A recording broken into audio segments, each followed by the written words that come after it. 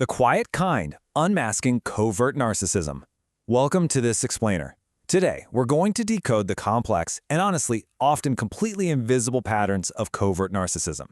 Now, I want to be super clear right off the bat. We're not here to medically diagnose anyone, and we aren't handing out clinical labels.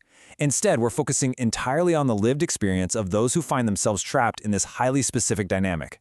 By pulling from powerful first-hand accounts and documented psychological patterns, our goal is to map out a trap that is intentionally designed to be unseen by the outside world.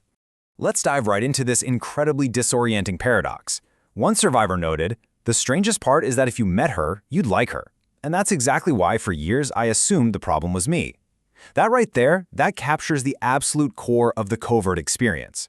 You have a partner who is universally loved in public.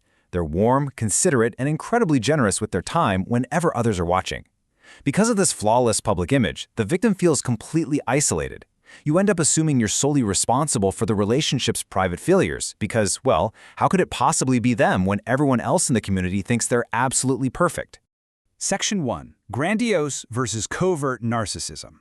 To really understand this invisible trap, we first need to define the unseen mechanics of this behavior and explore why the anonymity of victims is so often about preserving their believability. When we hear the word narcissist, we almost always picture the loud, grandiose version, right? The person dominating the room with a metaphorical megaphone demanding to be worshipped. But the covert version operates under a quiet, persistent rain cloud of martyrdom. Both types of narcissism share the exact same internal engine, a severe lack of genuine empathy, a highly fragile sense of self-worth, and a bottomless need for validation. But their bodywork is entirely inverted. Instead of loud domination and boasting, you get a quiet, seething belief that they are incredibly special, but the world is just too unfair to appreciate them. Section 2. The mechanics of control. So, let's move forward and see how this psychological framework builds into an active, highly effective system of control. This dynamic is especially confusing for men, who are often fighting a cultural script that falsely tells them psychological abuse simply doesn't happen to them. It leaves a lot of guys without even the basic vocabulary to describe their own daily lives. The absolute foundation of this control is perpetual victimhood. Now look, everyone plays the victim sometimes, that's just human nature. But for the covert narcissist, it's the organizing principle of their existence. Every single disappointment and conflict is processed through a warped lens where the world is uniquely cruel to them. Crucially, when they hurt you, the script flips instantly. Say you gently bring up that they forgot your birthday. Suddenly, you find yourself comforting them for how stressed and unappreciated they've been feeling at work. Your valid hurt is instantly translated into an unprovoked attack on them. Which brings us to the psychological machinery behind these arguments. Have you ever wondered why conflicts weirdly go wrong in the exact same direction every single time? Well, it's called DARVO, and it's a formally recognized, documented pattern in abusive dynamics used specifically to deflect accountability and completely reverse the blame. Here's how the trap actually closes on you. First, they deny the event ever happened, or they claim that it wasn't harmful. Then they attack you for bringing it up, maybe calling you overly sensitive or cruel for even mentioning it. Finally, they reverse the victim and offender roles.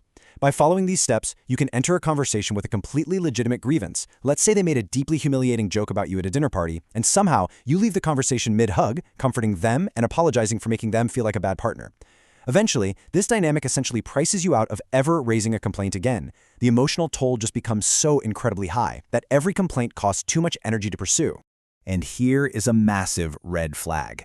This stark gap between their generous public persona and their cold private reality proves something absolutely crucial.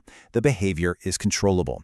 They are actively choosing where and with whom to spend their warmth, and the switch flips the moment you walk through the front door. More importantly, this public persona acts as a brilliant isolation mechanism. It's essentially a social insurance policy that pre-discredits your testimony. If you try to complain to mutual friends or family, you instantly look like the problem because you're complaining about the nicest, most considerate person anyone knows. So what actually happens behind those closed doors when they're upset?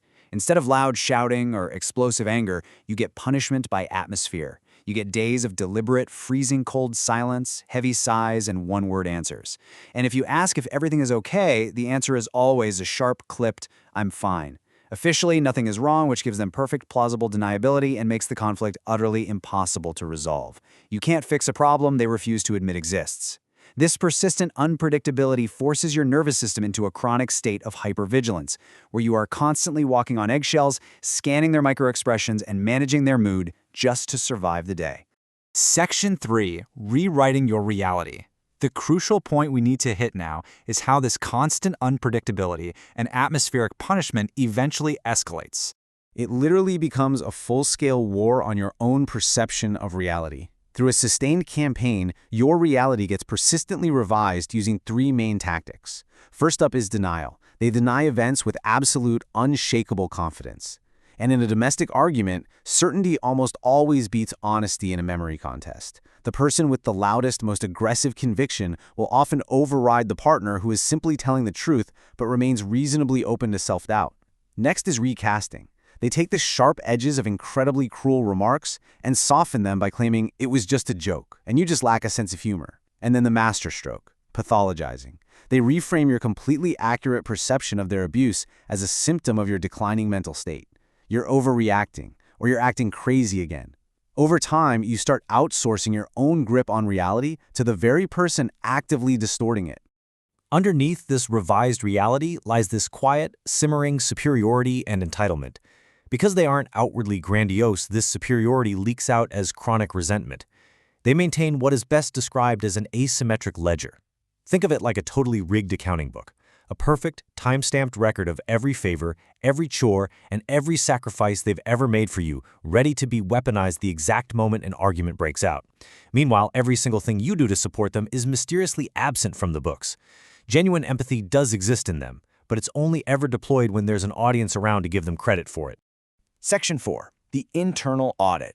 Because covert narcissists are fundamentally designed to be so hard to spot from the outside, the most profound way to measure the abuse is actually to stop analyzing them. You have to start auditing yourself. I want you to take a second and genuinely ask yourself, are you smaller than you used to be? Look closely at your life right now. Think about who you were a few years ago. Do you have fewer friends than you used to? Have your hobbies faded away? Do you find yourself rehearsing totally ordinary sentences in your head before saying them out loud in your own home just to make sure they won't trigger a cold shoulder? Do you check your phone with a sudden flicker of dread when you see their name? Consider your day-to-day existence. Do you feel a strange, heavy wave of relief when they are finally out of the house for the evening, immediately followed by an intense, confusing guilt for feeling that way about your own partner? Has apologizing become your core personality trait? Your anxiety, your unexplained exhaustion, and the profound shrinking of your world are all highly valid data points. You need to view yourself as a measurement instrument. Your body and your nervous system know the truth. Your readings are completely accurate, even if you don't yet have the clinical terminology to explain the mechanism behind them. Section 5. Finding your way out. Once you finally recognize these internal alarms going off, it's absolutely imperative to take concrete, actionable steps to safely dismantle the isolation and reclaim your reality. First things first, do not worry about trying to clinically diagnose your partner. Instead, focus entirely on the harm being done to you. Break the isolation by telling just one safe person what is really happening.